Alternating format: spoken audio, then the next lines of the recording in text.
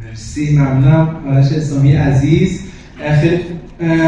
خیلی لطف کردی که تشریف آوردی. من سریع وارد صحبت میشم که بچه‌ها بیشتر بتونن از تجربه شما استفاده بکنم، ولی خواستم قبلش در رابطه با دلیل اینکه آرش شما دعوت کردیم به دانشگاه بابت این بودی که ما انقدر دیگه وارد فضای تک شدیم، اصلا بازار سنتی رو ول کردیم و همین بازار باز خلاقیت نیاز داره. همینجور که خب آمارها نشون میده اصلا کلا 6 الی 10% بازار در دست تک هستش و 90% بازار هنوز سنتی هست و آرش اسلامی توی این بازار واقعا ترکونده. من واقعا دمت گرم آرش جان، مرسی که امروز اومدی و یه معرفی از خود داشته باش و به لایگم گفت. مرسی.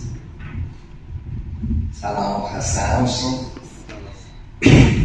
من احساس میکنم که یه ذره دقیقاً به دلیلی که من دعوت کردیم بهتره که ذره با زبان ادبیات خودم صحبت کنم.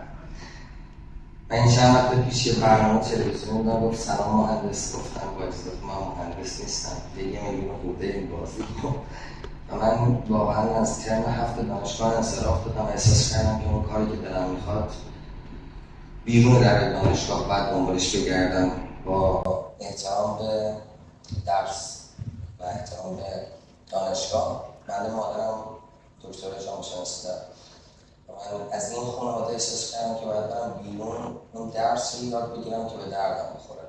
مجیک جدیدم احساس میکنم سواد رسانی بود. یعنی من بیشتر از این چیزی که بخوام در مورد کفش بکنم در مورد سواد رسانی کنم.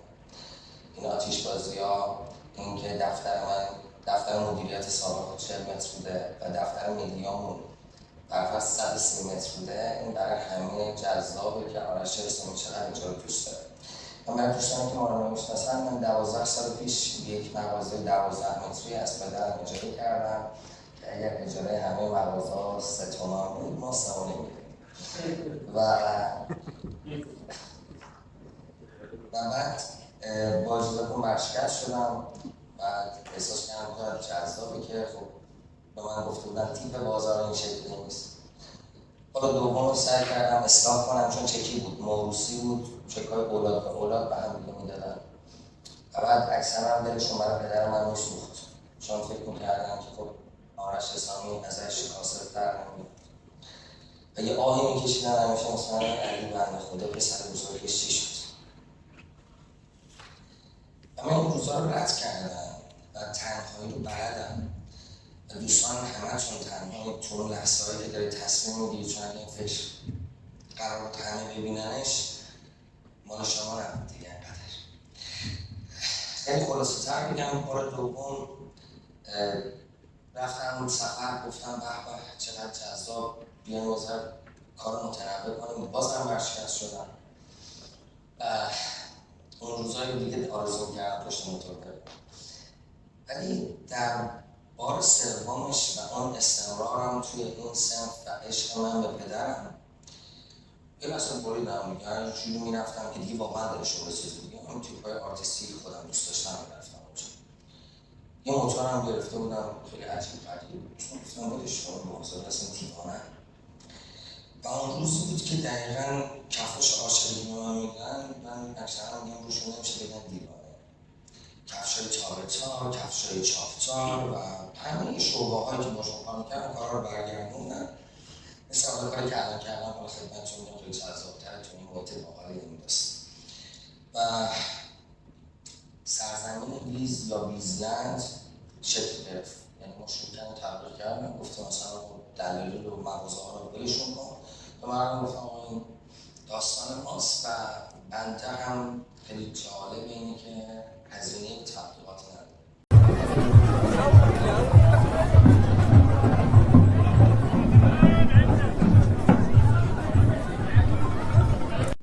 تمام دوستانی که آمدن این هنر و این شور و این انرژی و این اتفاقی که لازم بود تو همون دفتر 11-12 متری رو دیدن و خودشون رو هی ساپورت و مردم وایسادن. و اولین ایونت من نزدیک 7000 نفر آدم برای این مغازه 40 متری ما تو کرج بود. من قیافم اینجوریه که خب الان چه اتفاقی میفته، مثلا چی بود. اون موقع بود که خیلی بیشتر سواد رسانی رفتم بفهمم که اصلا برای چی بعد یه ایونت یهویی بگیری و 7000 نفر آدم بیان قش کردن مثلا تو رابطه قش آقا جنس داشتی؟ اصلا من اصلا جا نداشت کسی بره تو با هم دیگه با هم رفتن و زمان مثلا دعایش میگوشتن گفتم چرا باید این کارو بکنم. بعد یه سر با خودم نشستم کنار اومدم که خب اوکی کنارش یه سری ابزارهای جدید اومده و باید یاد بگیری و این تیم‌سازی جدید انجام بدی. واقعیتش احساس میکنم خیلی متد خاصی نداره جز اینکه شما در اون اصل 4 تایی که من یاد گرفتم که میگن 4 تا چه موفقیت داره و این 4 تا تفاوته، تعامل این سفر که ما داریم میکنیم، تفاوت مثل سیبیل هیتلر، این 4 تا میگن هرچی باشه تفاوت، تعامل، تداوم و من تو طی تداوم خیلی جون کردم و هنوزم هستم و در آخرش تناسب این 4 تا با هم دیگه باید یکی باشه، هرچی باشه تغییر. و باز هم خدمتتون عرض میکنم شکست شاید به زمینش شکست بشه ولی میتونیم ساعت‌ها براش سکوت کنیم در اون لحظه است که تمام آرزوهای یک نفر داره له میشه و موصل تمام قضاوت هست. من لحظه آخر 3 سال پیش رو میخوام خدمتتون عرض کنم که فکر میکنم اصلا جمع جذاب میشه یه ذره. 3 سال پیش وقتی من بعد از اینکه یه پلتفرم داشتیم میآوردیم بالا که کفش آنلاین و شکلی بشیم تمام مدیرامون نشسته بودن.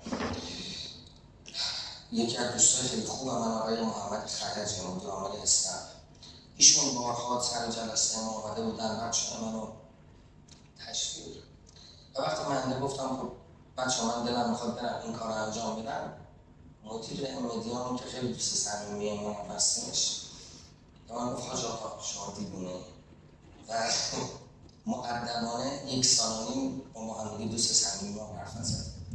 الان که دارم خدمتتون حرف میزنم ما 64 تا شعبه تو اوج اتفاقای بیزنس داشتیم. اینجا هم سوالات تو بپرسید. 64 تا شعبه تو اوج اتفاقای بیزنس داشتیم. در این احساس کردم خب اوکی اگه این قراره بشه نایکی، اگه قراره بشه فرق آدیداس، یه اتفاق ویژه‌تر می‌زنیم. ما رفتیم یه خونه قاجاری خریدیم. یه خونه قدیمی که تو سپهسالار می‌خواستن خرابش کنن. اینجا بود که همین گفتن دوباره دیوار. احساس کردم ایران خیلی قشنگه. احساس کردم چقدر قشنگه که این قشنگیه رو یاد بقیه هم بخوام بدم و یاد بدیم که ما قرار نیستش فقط اینجا به مشکلی بکشیم. خیلی سخت بود چون یک عمارت 700 متری برای بابا سپهسالار بود و خیلی دعوا داشتن و می‌خواستن پاساژش کنن و من وقتی رفتم اونو خریدم به جز اینکه تیمم بلند کردن حتی نامتر هم بلند کرد گفت دیگه و عملا همه گفتن خب آرش اسلامی تمام شد ولی الحمدلله الان اون عمارت داره مرمت میشه کمتر از شاید 6-7 ماه دیگه قابل بهره برداریه. توی زیرزمین اونجا یک محیط برای آینده‌مون، یک جایی که بشه مرکز شتاب کیف کفش و طراحاست، یه فروشگاه بزرگ داره و اونجا رو تونستیم حفظش کنیم و خیلی زحمت کشیدن بچه‌های من. اندک تیمیم از تیم قبلمون ولی خب الان یه کار دیگه کردیم، یه اتفاق دیگه، یه جریان دیگه رقم زدیم که من خب خیلی آدم معتقدیم امیدوارم که بتونم مطمئنم باشم این کار رو انجام بدم. من این خونه رو اولش تو سفر که اولا وقتی داشتم میرفتم تو زریه محسن خواستم من 3 بار داخل زریه رفتم آخرین بار شدم جزو خادم گفتم آقا من یه ناکی پیدا بده کنم شما همه رو بردیم اینجا گفتم همه رو بردیم اینجا من یه ناکی پیدا بده کارم و احساس میکنم این همه آدم که اومدن اسمی که شد من عکس گرفتن نرفت میدونی خیلی عجیب غریب همه در همه قشری اومدن. این از منتقدش آقای فراستی کفشای بنده رو پوشیدن تا بازیگرها تا کارگردان‌ها خیلی از آدم‌های دیگه که ویزنجوز شما سفیره ندارن طرف رفته عکس هم تبدیل کرده بود و این انرژی کوچ من داشتم رفتم تو زریع و گفتم من یه نایکی بیرام بده کارم احساس می‌کنم شما میتونید کمک کنم اومدم بیرون زندگی متوجه شد و جمله‌ای که جاده بهشت جهنمه واقعا من با تمام استخونام فهمیدمش. 3 ساله که واقعا نخوابیدم، 3 سال فشار عجیب غریبی تحمل کردم، ولی تشکیل نامه‌های لبخند زنم همین بود و تمام شد. باز هم حتی تو اون لحظه‌ها نفرهای یکی خانواده‌تون هم بهتون شک می‌کنن. چون داستان رو داشتم میگفتم شاید هر کدوممون یه رویایی داریم و برای این رویای داستان باید شکل بگیره و هر چقدر این رویاه پررنگ‌تر، سخت‌تر، باحال‌تر رسیدنش بیشتر بهتون حال می‌ده.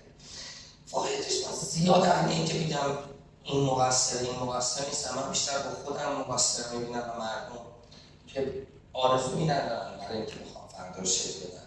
کی جلوتون میگه بخواد بری یه کاری رو انجام بدی؟ وقتی که رویاشو دادی میشه، وقتی میشه فکر کرد میشه. و من واقعا احساس کردم چون خوشبختم اون اصلا اعتبار داشتم، چون این نقشه من خودم میکشتم، چون همه اون کسی که گفته بودن دیوانه درست بود و این اتفاق انجام شد. و جالب اینجاست که این خونه رو 10 روز دیر دادن به من، تولد امام حسین دادن و بعد از 3 سال 5 محرم هفتم بود که تموم شد. وقتی داشتم نگاه میکردم که دوستان مسئله را رفتم و خادم آمدن، من به این پلا که خادمی دادن 2 بار دیگه تو زری رفتم و هفته دوم داشتم رفتم گفتم آقا فکر کنم ناکی اوضاعش خیلی خوب نبوده کمک کنم. ولی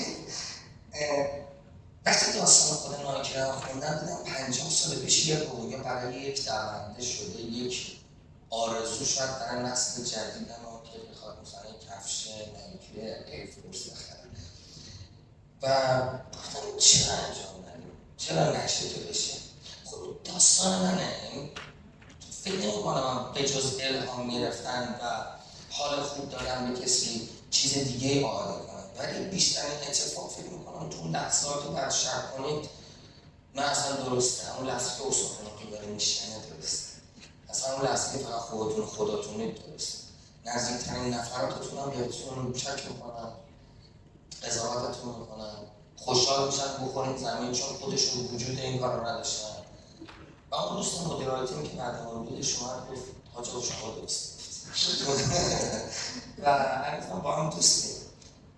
من خیلی خوشحالم که از صراحت هم میگم به افتخار خودتون خیلی حرف زدم.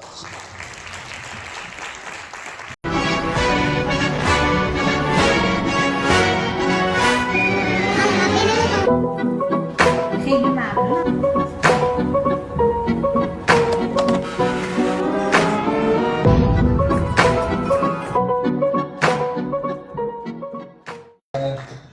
خوشحالم که به مجمع دیوانگان خوش آمدید. البته اسلامی تک تک ما دیوانه و عاشقیم و هممون کلمون درد میکنه و به قولی دنبال همزادهام داریم میگردیم توی رویدادهای شبکه سازی. در رابطه با ویزلند می‌خواستم بیشتر بهمون بگیم که تو مسیر توسعه ویزلند رو کجا می‌بینی و اینکه ما با یکی از دوستانی که در زمینه برندینگ داشت فعالیت می‌کرد صحبت می‌کردیم که دیگه فاجعه هایی که ما توی ایران داریم که ما واقعا یک برند اینترنشنال نداریم. یعنی ما این همه داریم تلاش می‌کنیم، این همه داریم میگیم آقا بوق کرما می‌کنیم، واقعا هیچ برندی نداریم که توی دنیا ما رو به اون برند بخوام بشناسن. منظور کالا نیست بگیم فرش ایرانی ها، نه، منظورم به اینه که یک برندی داشته باشیم مثل حالا نه در حد نایکی ولی حداقل یه پله پایین‌تر از اون یا بالاتر از اون حتی. چرا ما اینو نداشته باشیم؟ به نظر ویزلند چقدر دیگه میخواد از مرزها عبور بکنه؟ الان عبور کردی و توی توسعه آره چجوری می‌بینی ویزلند رو؟ مرسی. بعد مثلا فرانسه سه کیف کروسانی زده اونم کردم، همه مثلا اومدن یه سری مغازات خوبشون مدل بستون بردن و ترکیه صادر داشتیم، اتریش صادر داشتیم، ولی بیشتر اینا مجید هم بدون که در عرصه ورزشی واقعا خیلی سرمایه‌گذاری دمشون گرم و مجید به نظر من برندیه که میتونیم بهش افتخار کنیم تو دنیا هستن. و یه اتفاق دیگه که من بگم روزی که ویزلند شروع میشد کالای ایرانی اخیر بود، یعنی اصلا چیپ بود شما اگر کالای ایرانی داشتید. کالای ایرانی هم به اسم تار ترک میفروختن، ولی امروز روز خوبیه، کالای ایرانی به نظر من جنبش باحالی براش افتاده، اتفاق باحالی افتاده. همه آدم‌ها درسته دارن رقابت میکنن برای بهتر شدن، ولی احساس میکنم این موج جدید، یه طرح ایرانی، یه تاچای ایرانی داره میاد. من یادش رو خوب میبینم و در مورد ویز هم بخوام صحبت کنم. ویز اگر اومد یک کار فرهنگی کرد و یک خونه قاجاره را نجات داد و از اینکه بخواد آب ببنده و پاساژ کنه ترجیح داد این مرکز شتاب بذاره و من سفیر ژاپن خب دعوت شده بودم ویزمن و کار اومده بود و ذوق میکرد. وقتی بردمش اونجا و وقتی بهش گفتم که نایکی از شما شروع کرد و تایر رو برد کپی کرد، اونو گفتم ساعت 2-3 نصف شب بود تو خونه شد و آره اون دنس که دعا تماس دعوت هم کرد که مثلا من برم ژاپن که مثلا با کارخونه صحبت کنم چه نشه. آخه اصلا اصلا همین که آرزوش میاد میشه. فقط من میگم بعد کم نیاریم. ما خیلی دوست داریم نقد کنیم خدا برای کارزم از ما دوست داریم نقد کنیم بعد مثلا در مورد کشف من نمیتونم صحبت کنیم مثلا در مورد مسئله کلان مملکت دارم صحبت میکنم. من اکثر میگم که آرش تو شریعت دینه اگه کفش نمیشدی چیکار میشدی بازم من عاشق با پدرم هستم. من خیلی با هم رفیقیم خیلی میشترم دعوا کنم ولی داستان اینجوریه که من خوشحالم از اینکه میتونم امروز بجنگم. همین نعمت هممون داریم. اتفاقا وقتی الان همه در یک موجی هم که دارن بیشتر قول میزنن اون لحظه کسی که هوشمندتر بتونه یک استارتاپ خوبی رو ببینه و هم بکنه تو شهر کوره یک چشم پادش هست و این اتفاقا میشه موج. حالا شما رو بگید مثلا تو گل گیاه نمیشه چرا میشه، توی خودرو نمیشه چرا میشه، تو بازار مسکن نشد شد. ببین یه لحظه است اون نیاز است. میگن مدیر عامل مدیر فورد میگن اگه زندگی تو میگرفتیم چیکار میکردم؟ میگم میرفتم یه درد دیگه رو دعوا میکردم چند وقتی به هم جلوه میرسیدم. این دردها زیاده و ما یه کشور پرجمعیتیم. خب ما خیلی قبل از اینم که رو بخوام صادر کنم داخلمون میتونیم خیلی کارهای بانمک انجام بدیم و بعد به برکت شاید سوشال میدیا و شاید مجیک جدید ما خیلی راحت میتونیم ارتباط برقرار کنیم. ولی اگر بخوایم استاندارد ببینیم نگیم ایرانیه، نگیم ایرانیه دیگه هاچی حالا این بد بشه، نه ایرانی میتونه کیفیتش بالاتر بشه. کماکان که روز اولی که شاید ویزلند شروع کرد از دکتر مارتین آیدیا گرفتن فکر نمی‌کردیم امروز کیفیت کفش‌ها و زیره‌هامون ازشون بالاتر بشه و امروز من باید نسلی رو تربیت کنم که طراحی کنه. درست الان رسیده به اصل صنعتش، حالا باید نسل رو تربیت کنم طراحی خودش رو بکنه. اون موقع است که من کارم رو انجام دادم. اون موقع است که اون نایکی‌ها بساطش رو گذاشتن که بچه‌هایی که در قرار بیان چرا مرکز شتاب برای من خیلی مقدسه اونجا. اون مرکز قرار بچه‌هایی رو جمع کنه که دوست دارن ساختار بشکنن.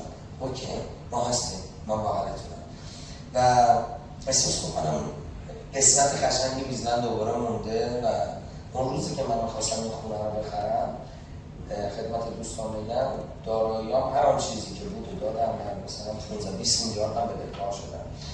و اون موقع بود که مثلا همه گفتن اوکی اصلا این اینستاگرام هم فیلتر کردم خب ما چند تا موتور بزنیم یه دونه از موتورها هم زدن بعد مثلا آفلاین هم که نمیتونستیم بفروشیم من گفتم آقا خودتون کردیم خودتون جواب بدیم و واقعا نشد.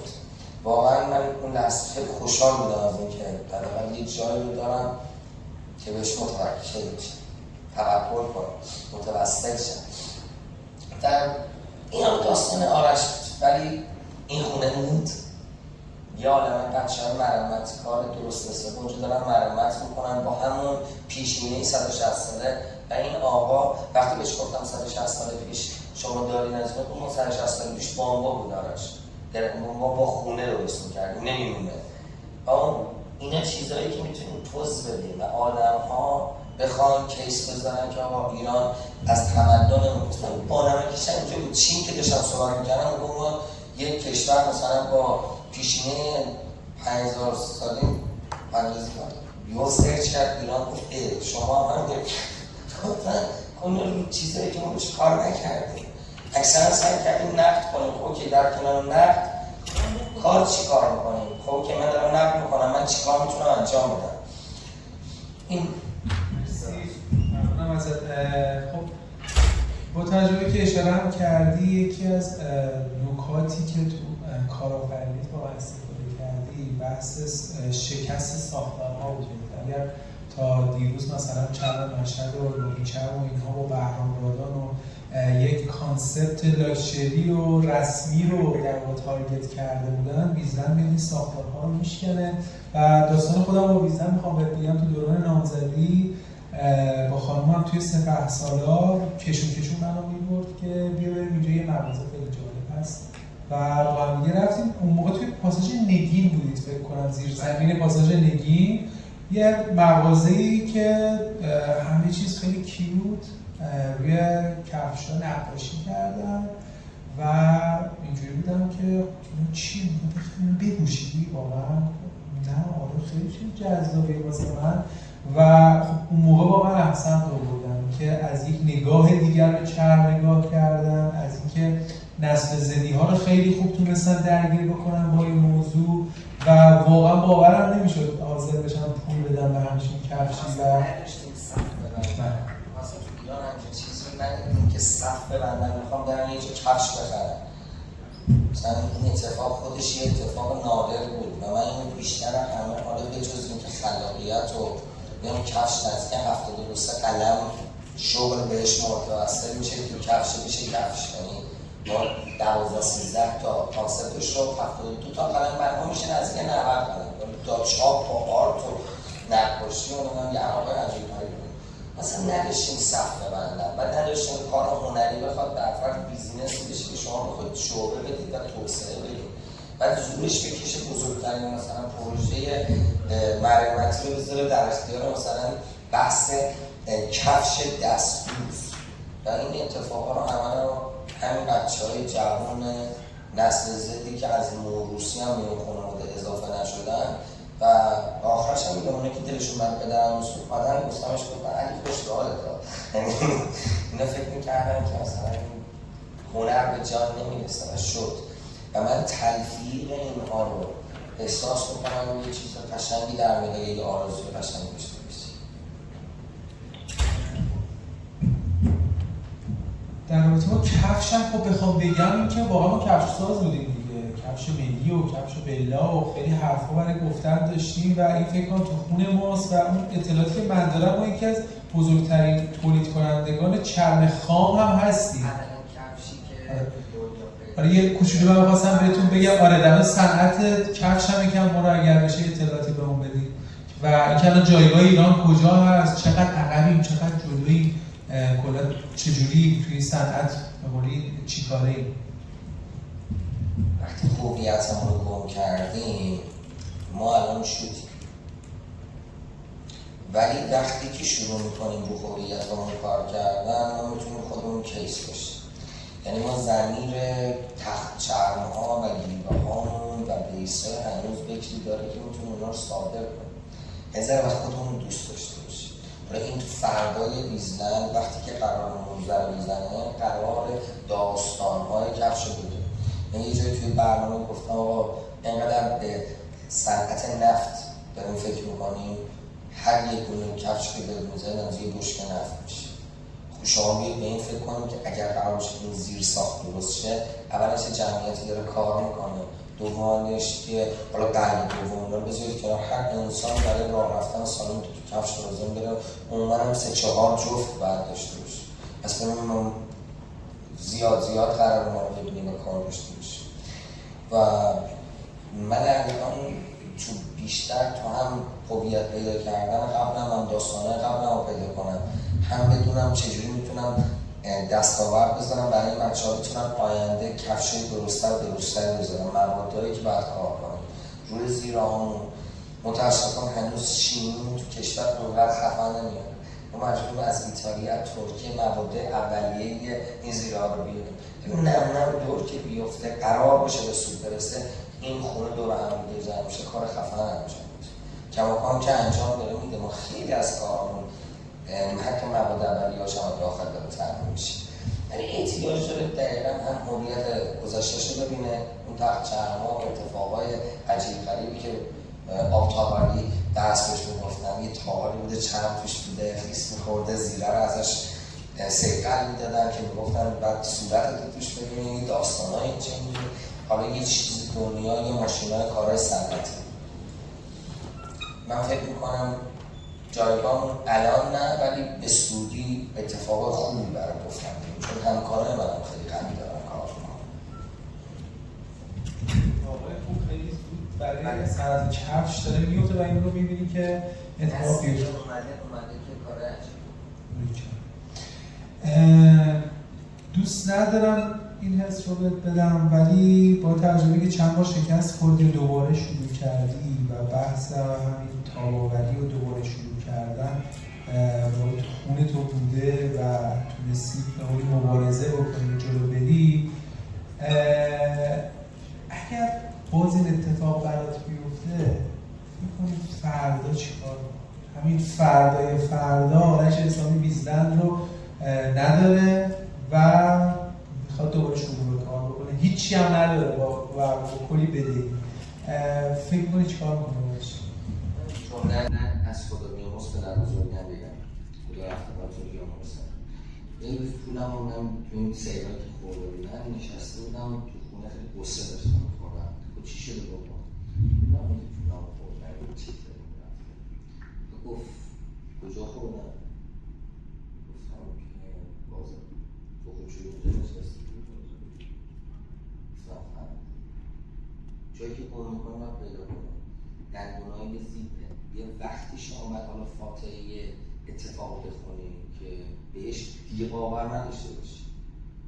ولی من به خودم شک ندارم تو راستا راهمو عوض میکنم، ولی تو همون راستا مسیرامو عوض میکنم، ولی دندونه برد و باخت دندونای زیبه مثلا بدون هم معنی نمیدن. مثلا شما کی میشنید حالا بگی من نواختم، کی میشنید بگی من حالا اصلا این هرچی فکر کردم رسیده. ولی استمرار تو حالا بخش دیگه شما هاست، استارتاپ ها میگن بهترین ایده ها برنده نمیشه، حتی با پول هم برنده نمیشه. کسایی که استمرار دارن در اون ایده برنده میشن و بقیه ایده ها میان بهش وصل میشن. استمرار ته تداوم، اون لحظه ای که قرار شما شک کنید بعد با خود کار کن نکنید. حالا من مثال بوکس رو میزنم، این میزنم رینگت هم باحال‌تر میشه توی داستان، رینگت این آخری رسید، ولی هی بلند شدنش جذاب‌تره. انشالله که کسی نخوردم، ولی من بارها خوردم زدم و بلند شدم. این خمیره اتفاق ادامه بازی از همین. مرسی آرش، خیلی واقعا خودم به شخص استفاده کردم. دوستان کسی سوالی داره از آرش میخواد بپرسه؟ آره بپرسید. اینقدر فضا رو احساسی کردی که از سوال جدی نمیشه ازت پرسید. عرضم به خدمت که بابت من اولین تجربه‌ام با برند شما با دوست دخترم بودیم، مثل که همه با نامزده شدن و اینکه خدا یه نفر دخترم اومده یه روز غیبت گرفت من رفت بیرون باید پسر دوست شده با من عجب این داشت قیمت بالاست نه به خدا مثلا بعد اونجا مقابل شدم که گویا کار امضا داره، یعنی بقیه می‌بینم یه کار ویسلنده و سوالم این بود که آیا با بحث کپی رایت مشکل خوردی که بیان کارتو کپی کنن؟ حالا با کیفیت خودت نمیدونم. بله بهتر منم کپی کردم. چی کار کردی؟ نگاش کن. من هم ثبت کردم برندم و هم بعضاً کارهای من لزوماً شخصیت اون دوستش نداشتم. بحث اون اکوسیستمی بود که من اونجا درست کردم، اون نفسی که قرار بیاد به چرخه، اون حسی که تو خریداری داری وگرنه لزوما شما کفش تابتا لزوم زندگی نیست. نیازی بود که ویزلند ایجاد کرده بود، خودش هم جواب بود. کفشات اسم داشتن، حس داشتن، زور بهت میدادن و لزوما خیلی دوستان رو اومدن مثل موفق بودن، مثل نبودن، مثل شک کردن، مثل وسایل رو بل کردم، ولی خب من میدونم دارم چیکار میکنم. یه سوال یه چالشی که خیلی از کسب و کارهایی که مثل شما شروع میکنن دارن، میگن ما مشکل نقدینگی داریم، یعنی میخوایم کار میدونیم چیکار کنیم پولش نداریم. حالا توی لول یه کارگاه رو راه انداختن اینا اون قسمتی که باید یه اسکیل اپ می‌کردی که خیلی پول لازم بودی صرفا از درآمد فروش کفش تامین شد یا که تونستی از بیرون تامین کنی؟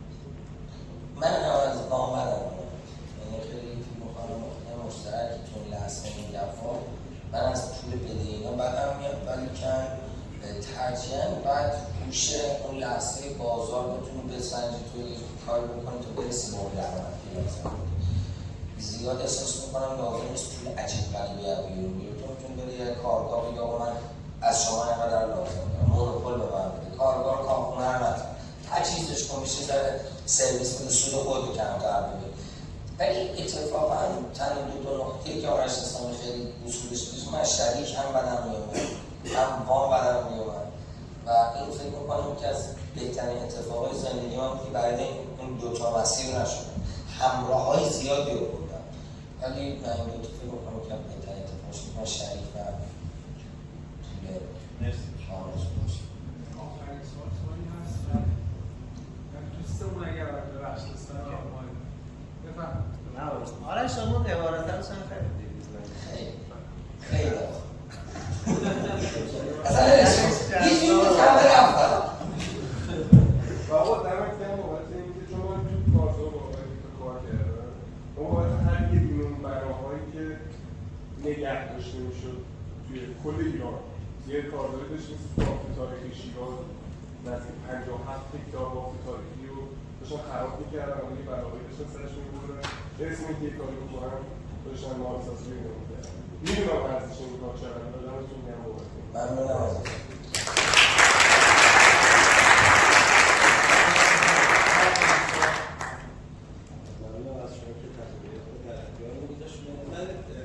چرا بازار کفش و پوشاک ایران چند سال اخیر موفق شده؟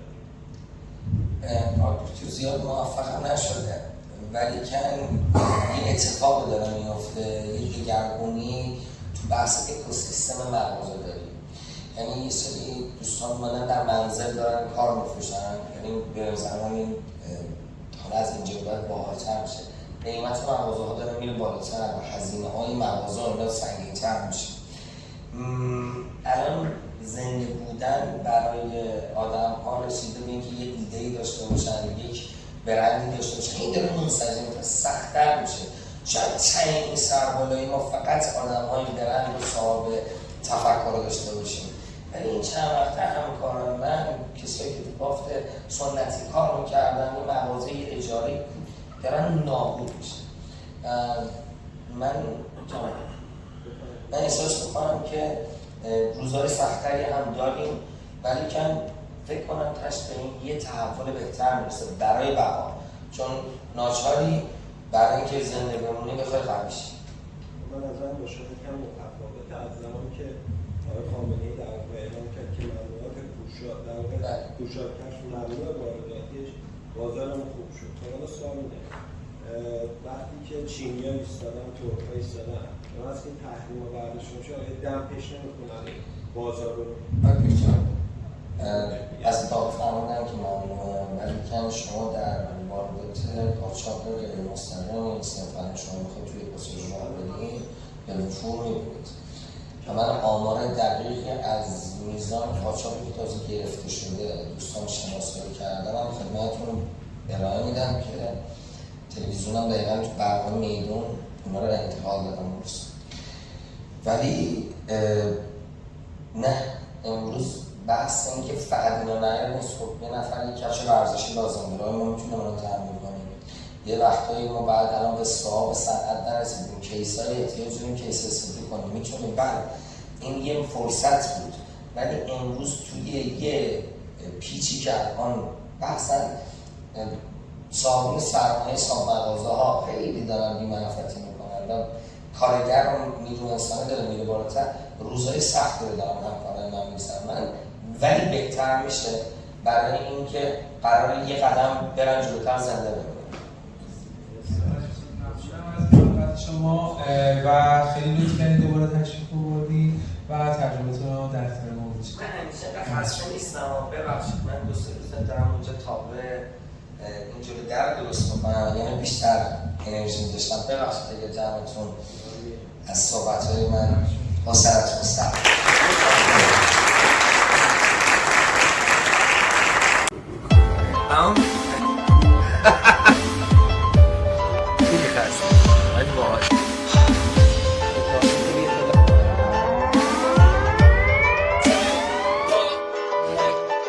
مشکلم بخت بد و تلخی ایام نیست، مشکلم پوشوندن پینه دستام نیست، مشکلم نون نیست، آب نیست، برق نیست، مشکلم شکستن طلسم تنهاییست. عاشقونه است یک روزی هم حل میشه،